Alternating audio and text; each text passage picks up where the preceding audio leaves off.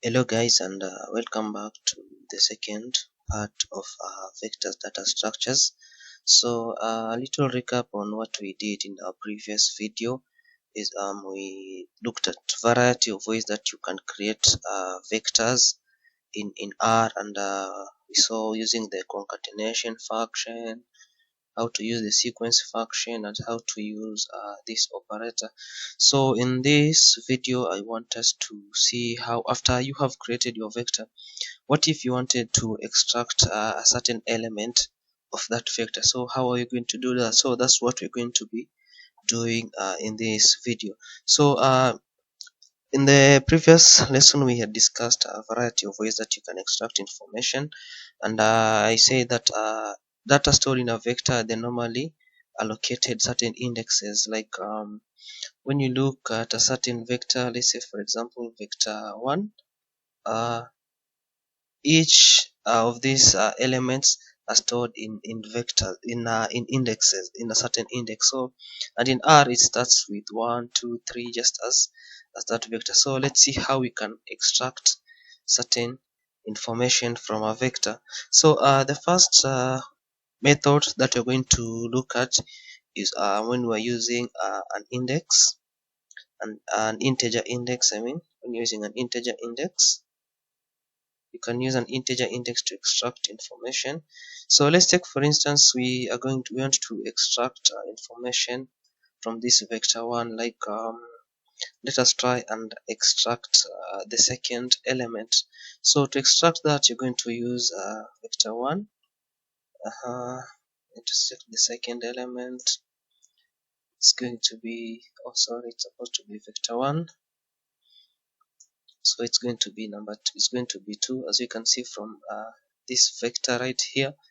1 2. So this is going to be the first index, this is going to be the second index, which is going to be a value of 2. Another thing that you can look at, like let's say for instance you want to extract the last element of a particular vector. The last element of a particular vector, this is how you can do it. Vector 1, you can get the length of that vector, and then you're going to extract the last element of a particular vector. As you can see in vector 1, last element is 9. So this is how you extract using an integer index. The second technique that you can use to extract information is using the logical vector. And as we had seen earlier, logical data types is all dealing with the true and the false. Those are the logical data types. So how do you extract information using the logical vector index? So using the logical vector index, this is how it normally works. It's an easier way you can just use is looking like taking vector 1, and I want to extract, whereby I want to extract all the values that are probably greater than 6. Then it's going to give you all the information. Let me clear this out so that you can see. That's vector 1, and then when you run this, you're going to get this. So it has selected all the information that is greater than 6. So 7 8 9, and it's this way. But how does it actually work? So for you to understand it, how it really makes such kind of decision, let us create our logical vector. Let's call it our logical vector, and then we're going to assign it to vector 1 greater than 6. So how does it look like? Let's see what it actually returns. So when you run that, you're going to get false, false, false, false, false, false, and true, true. And this is what it does. It comes and looks at each, it iterates through all this vector, and it's looking, is this first value greater than 6? Of course it's not, so that's why it's returning a false. Similar to this one, false, false, false, false, false, and finally true, true, true. So for you to extract the values that are corresponding to this logical vector, of course it's going to only consider the true values, and any value that is false it's going to ignore it. So to extract that information, you're going to use vec1 vec1 and then logical. You include the logical vector, and then it's going to include the value that are true only. So that's how you're going to be able to use the logical vector to access information. Now what if another way that you can use to extract information from a vector, you can use a character. You can use a character vector, but one thing you have to note is this one is only applicable where we have a named vector. I will show you what that is. So first let us create another vector so that we can really explain. I can really explain what is really happening here. So the first part, let us create a vector. Let's call it just vec1, vector1, and then let us assign it to this vector, but I'm going to name it. Can give it number 1, can give it any number, either 2, can give it num2, can give it something like 30, can give it num3, can give it something like a 0. So when you run that and then we try to access and see what that vector is made up of. So this is our named vector. So this is the first element, this is the second one, this is the third element. So there are a variety of ways that I can access any of these elements in a particular named data. So the first way that you can access it, you can just do vec1, and then you can just give it 1. It's going to access the first element, which is this. Another way that you can be able to access information, you can just use that num1, which is this is the named, its name. It's going to give us the first element. What if I want to access the third one? Just change it to num3, and it's going to access the third element. Okay, I hope guys that we are together. So moving forward, what if we want to update the data that is in a vector. We have stored the data, but we realize that hey, we need to change some elements. How are we going to do that? Now first thing first, you can combine two vectors. You can combine vectors. Let's say for instance you have two vectors and you want them to be combined they have to be combined together to form one vector. So you can combine them using the concatenation function. So we can just say vec1 2, we're just combining them using C. We can just run vec1 and vec2. Let's run that. As you can see, it has combined vector 1 and vector 2. So that's a way that you can use to combine two vectors. You can combine as many as you want, provided they're all in the same concatenation function and separated by a comma. So another thing that you can do is, like, let's say for instance you realize that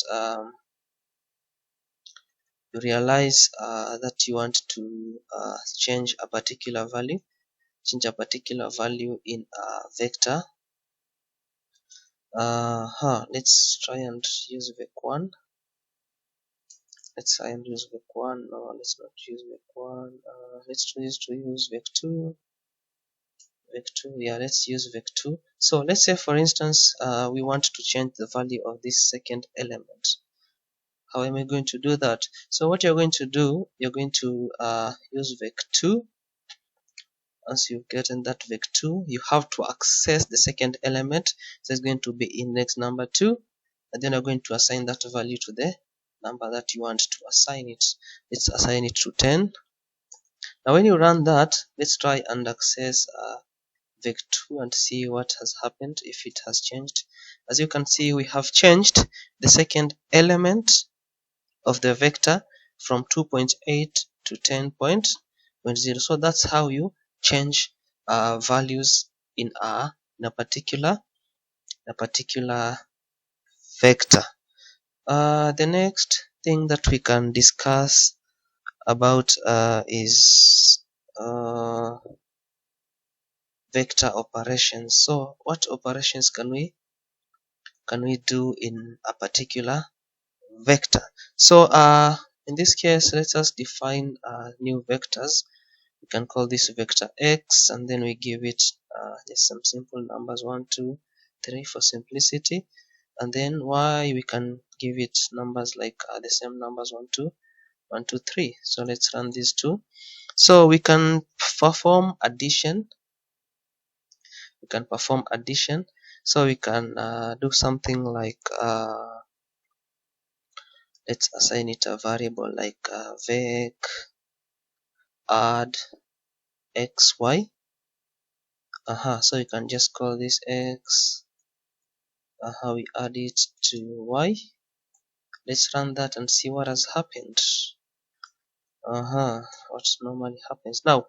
We have added two vectors x and vector y. So what's going to happen is going to add 1 plus 1, which is 2, 2 plus 2, which is going to be 4, and finally 3 plus 3, which is going to be 6. Now this is addition, but if we wanted to do subtraction,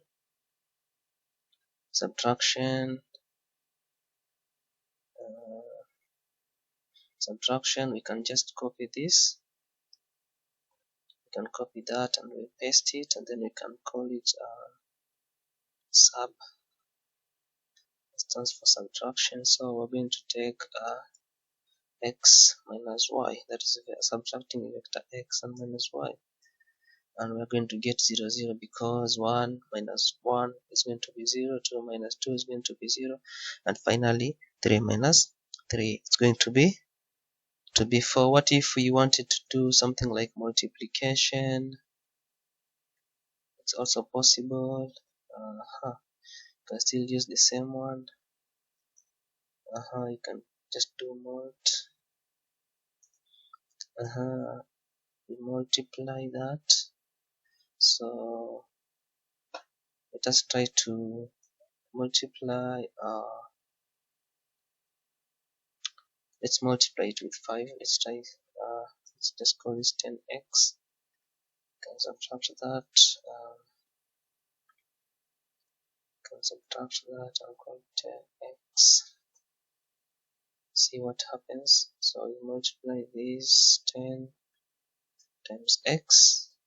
See what happens. So when you multiply it with 10 or with any other number, it's just going to be multiplying it in an individual element wise. So it's going to be 10 times 1 times 2 times 3. What if you wanted to let's say exponentiate it? It's just going to be the same.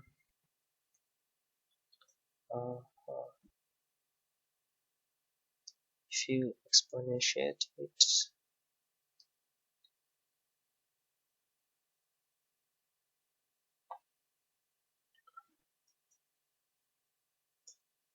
it's going to be the same. So raised 10 to the power of x, so that means it's going to take the value of x is going to be 10 to the power of 1 is going to be 10. 10 to the power 2. If we wanted to change it so that we're going to have x to the power of 10, and you're going to get that. So guys, this is the end of our vectors tutorial. So see you in the next tutorial. We're going to cover matrices and how to make them a variety of operation, how to access information from them. So thank you very much. Leave a like, share, and subscribe to my channel. Thank you guys.